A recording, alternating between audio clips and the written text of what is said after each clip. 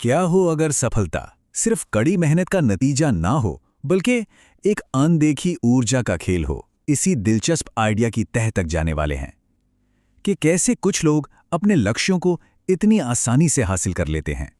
हम सब ने कभी ना कभी ये महसूस किया है, जब दिन रात की मेहनत के बाद भी नतीजे हाथ नहीं लगते।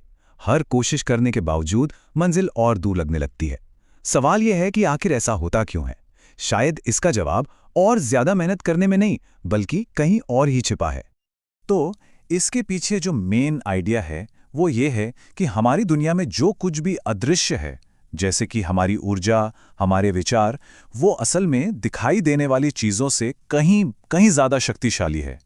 अगर ये सच है तो ये सफलता को देखने का हमारा पूरा नजरिया ही बदल सकता है। जरा कल्पना कीजिए कि हमारी पूरी हकीकत का 90% हिस्सा वो है जिसे हम देख ही नहीं सकते। जी हां, जो दुनिया हमें अपनी आंखों से दिखती है वो तो बस 10% है। इसका मतलब तो साफ है, असली खेल पर्दे के पीछे चल रहा है। असल में हम इस अदृश्य शक्ति से हर रोज हर पल घिरे रहते हैं। देखिए, बिजली हमें दिखती नहीं, पर वही पंखा चलाती है। वाईफाई के सिग्नल दिखते नहीं, पर वही हमें पूरी दुनिया से जोड़ते हैं। ठीक इसी तरह हमारे विचार और हमारी भावनाएं, ये भी वो अदृश्य शक्तियां हैं जो धीरे धीरे हमारी हकीकत को आकार देती हैं। तो सवाल यह है कि ये अदृश्य शक्ति काम कैसे करती है? देखिए, नियम बड़ा सीधा है। कोई भी बड़ी से बड़ी कामयाबी पहले मन में बनती है और फिर बाहरी दुनिया में हकीकत का रूप लेती है। इसी को विजुअलाइजेशन यानी कल्पना की शक्ति कहते हैं। और ये कोई नया नवेला विचार नहीं है। इतिहास उठाकर देखिए, दुनिया के कुछ सबसे कामयाब लोगों ने इसी शक्ति का इस्तेमाल किया है। शिवाजी महाराज से लेकर निकोला टेस्ला तक, शाहरुख खान से लेकर एमएस धोनी तक, इन सभी ने पहले अपने लक्ष्यों को अपने मन में जिया और फिर उसे हकीकत में बदल कर दिखाया। लेकिन ये सब असल में होता कैसे है, मतलब काम कैसे करता है? इसे समझने के लिए एक बहुत ही शानदार उदाहरण है। एक छोटा सा वैज्ञानिक प्रयोग जो फ्रीक्वेंसी के पूरे कॉन्सेप्ट को एकदम साफ कर देगा। तो सबसे पहले ये समझना जरूरी है कि यहाँ फ्रीक्वेंसी का आखिर मतलब क्या है। आसान भाषा में कहें तो ये हर विचार, हर लक्ष्य और इस ब्रह्मांड की हर चीज का अपना एक अनोखा ऊर्जा कंपन या वाइब्रेशन है।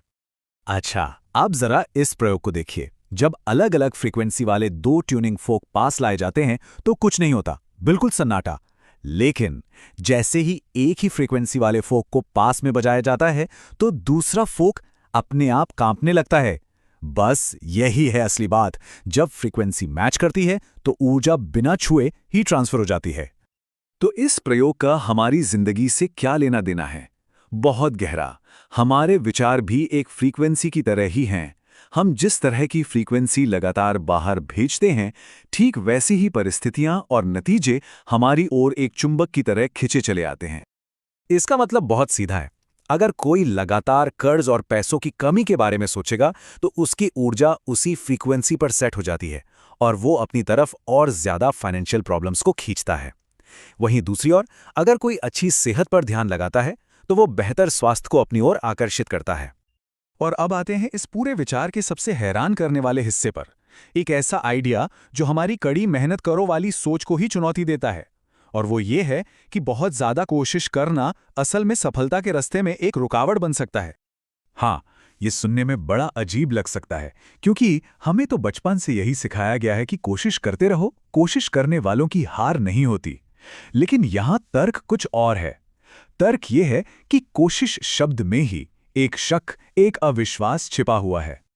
जब कोई कहता है मैं कोशिश करूंगा, तो उसके अवचेतन मन तक ये संदेश जाता है कि सफलता पर पूरा यकीन नहीं है। लक्ष्य कोशिश करना है ही नहीं। असली लक्ष्य तो उस स्थिति में पहुंचना है जहां सफलता पाने का प्रयास जबरदस्ती ना लगे, बल्कि सांस लेने जितना स्वाभाविक और सहज बन जाए, एक ऑटोमेटिक प्रोसेस।